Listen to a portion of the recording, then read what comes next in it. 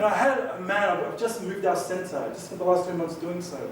And I had lots of refugees coming to help me, and they all had something in common. All weren't allowed to work. Over 20,000 nationally forbidden from working. And one is sitting there, this extraordinary, hard-working man. He's doing all this amazing electrical work for me, and he's sitting and he's just going, I am not an animal. I am not an animal, Con. Why don't they let me work? Why don't they let me contribute? And he was talking about how here was worse than what he fled from. That here was the first time he actually thought of taking his life, and tried to numerous times. Now at my centre now, we would go from maybe calling the ambulance once a week because of a suicide concern. It happens 3 to 5 times a day now. You know, people trying to hang themselves in front of us, run out onto King Street in front of cars, douse petrol on themselves. Last week, this was up in Sydney, not a person that we're assisting, a Tamil man. Told he was about to be deported, doused himself with petrol and set himself on fire. The fact that we have reached such a point when his government sits there, Scott Morrison sits there and actually touts himself as a religious man. There's a wonderful article from the Monthly where he's going to his local church carrying gifts with his little daughter.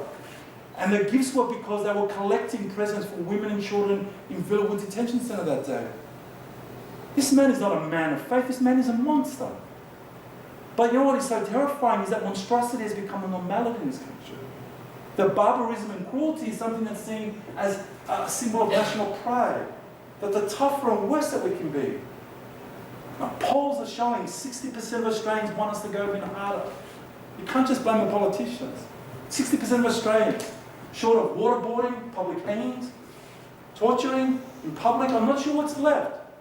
We intern them offshore, we deny family reunification, we forbid them from working, we create a police state, we demonise and vilify them. There's not much left. They've even forced some 20,000 to actually become undocumented, refusing to renew their bridging visas, which kept them with a visa status, forcing thousands to lose their work and their healthcare. Extraordinary. So where do we go from here? We all know how horrible it is. We all hear it. I mean, I see it day in, day out. And when Arnold was talking about the story of taking the names down, it's about every one of those people. It's not a number. You know, the fact that we have a government that directs people to call them detainees, transferees, illegals. This total disconnect. And in Australia, so complacent and full of such a sense of self-entitlement that we sit there and say it's not our concern. And yet you look at our Prime Minister, himself a boat person, turned up here at the age of 2 on a boat. Father came here initially when he was 16 to flee wartime Britain. When it was safe, he went back home, and then he brought his son over. That's praised. You know, economic migrants are praised. We praise people for uprooting their families and bringing them here, and across the world, for economic reasons. And we demonise and vilify parents who do it to save their children's lives. Now, my grandparents on my father's side, refugees, the Burundian genocide. My father, boat person, came in the 60s, and at that time, very much as a Greek, very much was told to fuck off. This is not your country, you're dirty, wild, you have nothing to contribute.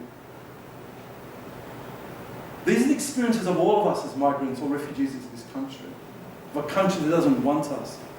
But the irony is that one time I find welcome and friendship and compassion is actually with Indigenous Australians. Aboriginal people, the one people that are always capable and able to offer welcome and